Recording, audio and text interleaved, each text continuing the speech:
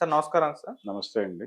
Sir దేశ రాజధాని ఢిల్లీలో ఎలక్షన్స్ అయితే ముగిసిపోయాయి. సో, అంతకుముందు ఎలక్షన్స్ ప్రచారంలోనే అటు బీజేపీ హోరాహోరీగా ప్రచారం సాగించడం మనం చూసాం. మరి ఎలక్షన్స్ ముగిసిపోయాయి. ఎగ్జిట్ పోల్స్ కూడా ఒక్కొక్కటిగా రావడం మనం చూస్తున్నాం సార్. మరి ఎక్కువగా ఎగ్జిట్ పోల్స్ ఎవరికి అంటే ఎవరు అధికారంలోకి వస్తారని చెప్తున్నారు? మరి మీ ఒపీనియన్‌లో ఏ పార్టీ అధికారంలోకి వచ్చే ఛాన్స్ ఉంది సార్? అంటే కొన్ని సర్వే సంస్థలు హ్మ్. ఆప్ తిరిగి అధికారంలోకి వస్తుంది అని ఢంకా బజాయించి చెప్తున్నారు. ఓకే. కొన్ని సంస్థలు బీజేపీ గెలవబోతోంది అని చెప్తున్నాయి. ఇక్కడ విచిత్రం ఏంటంటే కాంగ్రెస్ ఊసు కనిపించటం లేదు. అవును. అంటే ఇక్కడ పరిస్థితి ఏంటి? ఎందుకు ఆప్ గెలుపుని అంత నిర్ధారణగా మాట్లాడుతున్నారంటే వీళ్ళ రీజన్ సింపతి ఓట్లు ఏమైనా రైజ్ అవుతాయేమో అనేది ఒక ఆలోచన. జైలుకు వెళ్ళిన వాళ్ళు గెలుస్తారు, ముఖ్యమంత్రులు అవుతారు అనేటువంటి ఒక నమ్మకాన్ని మూఢనమ్మకంగా మార్చేసుకున్నటువంటి ఒక విచిత్రమైన సందర్భం ఉంది. చంద్రబాబు గారు జైలుకి వెళ్ళటం వల్ల ముఖ్యమంత్రి అయ్యారు, జగన్మోహన్ రెడ్డి గారు జైలుకి వెళ్ళటం వల్ల ముఖ్యమంత్రి అయ్యారు. ఈ గొడవ ఒకటి ఉంది. అంటే ఇది ఆ రోజున ఇందిరాగాంధీని చౌదరి చరణ్ సింగ్ గారు అనవసరంగా జైల్లో వేయటం వలన ఆవిడ 80లో తిరిగి ప్రధాని అయింది అని మాట్లాడేవాళ్ళు కూడా ఉన్నారు.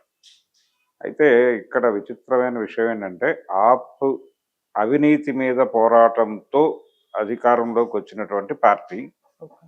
ఆ పార్టీ అవినీతిని ప్రపంచవ్యాప్తంగా ప్రజల దృష్టిలోకి తీసుకురావటమే లక్ష్యంగా Delhi liquor scam case BJP నడిపింది. కానీ నిజానికి లిక్కర్ స్కామ్లో వాళ్ళు చేసిన తప్పేమైనా ఉందా అంటే ఖచ్చితంగా ఉందని చెప్పే పరిస్థితి అయితే లేదు. ఎందుకంటే ప్రపంచంలో అంటే భారతదేశంలో కేంద్ర ప్రభుత్వం నుంచి మొదలు పెడితే ప్రతి రాష్ట్ర ప్రభుత్వం ఏం చేస్తోందో అదే చేశారు వాళ్ళు. మార్కెట్ ఎకానమీలో ప్రభుత్వాలు ఎలా బిహేవ్ చేయాలో అలాగే బిహేవ్ చేసింది తప్ప ఆప్ పార్టీ కేజ్రీవాల్ ప్రభుత్వం అంతకు భిన్నంగా అయితే బిహేవ్ చేయలేదు. చంద్రబాబు నాయుడు గారు ఏం చేశారు? జగన్మోహన్ రెడ్డి గారి రాజ్యంలో ప్రభుత్వ ఆధీనంలో ఉన్నటువంటి షాపులు మాత్రమే నడుస్తుండగా అది కాదని ఇప్పుడు ప్రతి గల్లీకి ఒక షాప్ పెట్టించాడు. అక్కడ దీని తాలూకా టెండర్లు వ్యవహారం దాని లోతులోకి వెళ్తే ఇలాంటి కుంభకోణాలు కనిపిస్తాయి. అక్కడ కూడా జరిగింది అదే. వాళ్ళు కూడా గవర్నమెంట్ సెక్టార్లో ఉన్న దాన్ని ఇటువైపుకి తీసుకురావాలి అని ప్రపంచం అంతా జరుగుతున్నటువంటి పద్ధతిలోనే వారు కూడా టెండర్లు పిలుచుట, దానిలో అనేక మంది రావటము, వాళ్ళని ఫెసిలిటేట్ చేసేటువంటి క్రమంలో అవినీతి జరగక తప్పదు. అవినీతి అంటే ఇన్ ది సెన్స్ మిమ్మల్ని ఫెసిలిటేట్ చేసినప్పుడు మీకు ఇది మాకది అనేటువంటి స్కీమ్ ప్రకారం వారేదో ఇస్తారు. అదే కదా ఇప్పుడు ప్రభుత్వ అధినేతల్ని నడిపిస్తున్నటువంటి పార్టీలను నడిపిస్తున్నటువంటి ఇంధనం.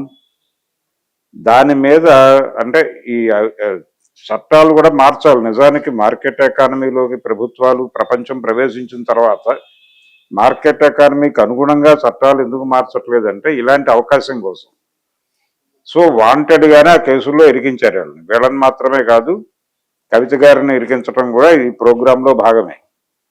సో ఈ ప్రకారం చూస్తే బీజేపీ చాలా సీరియస్గా ఢిల్లీ ఎలక్షన్ మీద దృష్టి పెట్టింది అనేది అర్థమవుతుంది. ఢిల్లీని క్యాప్చర్ చేయటం అనేది ఒక ప్రోగ్రామ్గా మారింది. రెండోది ఆప్ని కంట్రోల్లోకి తీసుకోవటం అంటే దాన్ని ఓడించడం ద్వారా మాత్రమే కంట్రోల్లోకి తీసుకోగలరు.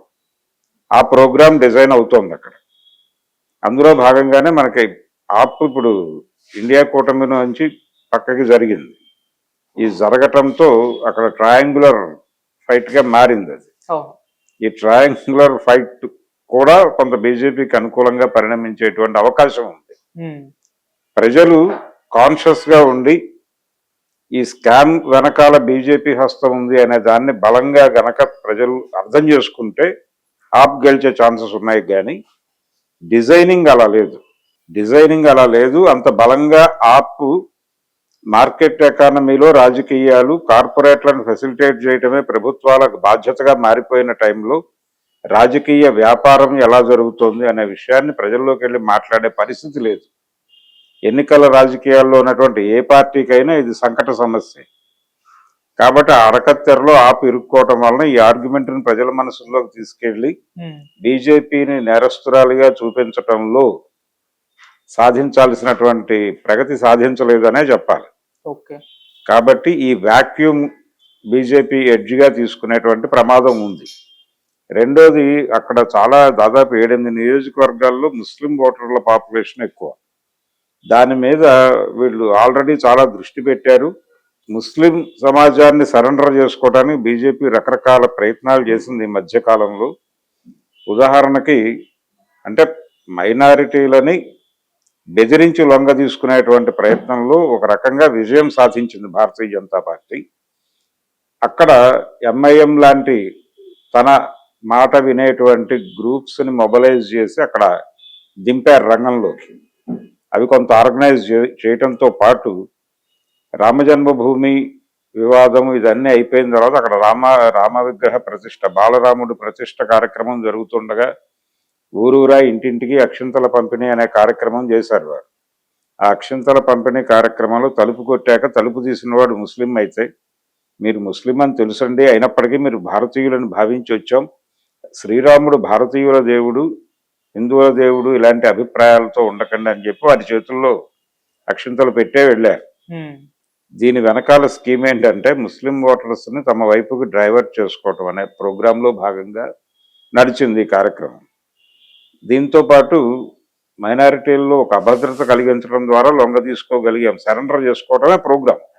ఆ సరెండర్ చేసుకోవడం కోసమే వాళ్ళని రకరకాలుగా టార్గెట్లుగా చేస్తూ రకరకాలుగా భయపెడుతూ వాళ్ళని కంట్రోల్లోకి తీసుకున్నారు. ఈ ప్రభావం ముస్లిం ఓటర్ల మెజారిటీగా ఉన్న నియోజకవర్గాల్లో కనిపించే ఛాన్సెస్ ఉన్నాయి.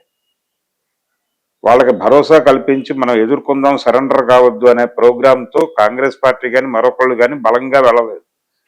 ఆ వెళ్ళకపోవడం అనే వీక్నెస్ ఆధారం చేసుకుని అక్కడ వీళ్ళు మోహరించినటువంటి శక్తులు ఆ ఓట్లన్నిటినీ కమలం గుర్తుకు పడే పద్ధతిలో డిజైన్ జరిగి ఉంటుందని నా అనుమానం. సో అది కూడా కొంత బీజేపీ గెలుపుకు దోహదపడే ఛాన్సెస్ ఉన్నాయి. ఈ కారణాలన్నిటినీ చూడడంతో పాటు పార్లమెంట్లో ఒక చర్చ ఈవీఎంల మీద డిస్కషన్ జరిగింది ఒక 2-3 డేస్ నుంచి. ఈవీఎంల మీద నిజంగానే సీరియస్గా చర్చ జరిగి ఉంటే ఢిల్లీ ఎన్నికల నేపథ్యంలో మేము కాడి దింపేస్తున్నామని ప్రకటించినట్టే రాహుల్ గాంధీ. కాబట్టి ఆల్రెడీ డిజైన్ అయిపోయింది, అక్కడ గెలుపు నిర్ధారణ అయిపోయింది అనే పరిస్థితుల్లోకి కాంగ్రెస్ పార్టీ వెళ్ళిపోతే కాడి దింపేసిన పరిస్థితుల్లో ఆప్ కండిషన్ ఏంటి అనేది చూస్తే బీజేపీ గెలుపుకి ఎక్కువ ఛాన్సెస్ ఉన్నాయేమో అనేటువంటి అనుమానం కలగక తప్పదు. అందుకని ఆప్ గెలుపు అంత నల్లేరు మీద బండి నడక కాదు. ప్రపంచం అంతా చెప్తున్నట్టు సింపతి ఓట్లు అటువైపు డ్రైవ్ అయిపోయి అదేదో గెలిచేస్తుంది అనేది కాదు. ఆంధ్రప్రదేశ్లో ఏం జరిగిందో అలాంటి తాంత్రిక యాంత్రిక కార్యక్రమమే ఢిల్లీలో జరిగింది. ఆంధ్రప్రదేశ్ ఎన్నికల్లో జరిగినట్లుగానే కేజ్రీవాల్ మీద, ఆప్ నాయకుల మీద విస్పరింగ్ క్యాంపెయిన్ చాలా విస్తృతంగా సోషల్ మీడియా వేదికల ద్వారా బీజేపీ మూకలు చేశాయి. దాని తాలూకా ఫలితం కూడా వాళ్ళకి ఫలితాన్ని సానుకూలంగా తీసుకురావడంలో సహకరించవచ్చు. ఇన్ని కోణాల్లో బీజేపీ ఢిల్లీని కైవసం చేసుకోవటానికి ఇన్ని రకాల స్కీమ్స్ వేసింది. వీటన్నిటినీ గనక క్లీన్ గా అబ్జర్వ్ చేస్తే బీజేపీ సీరియస్ గా ఉంది ఢిల్లీ పీఠం గెలుచుకోవటానికి అనేది అర్థమవుతుంది. సో ఈ సీరియస్నెస్ వర్కౌట్ అయిపోయే ప్రమాదం కూడా ఉంది.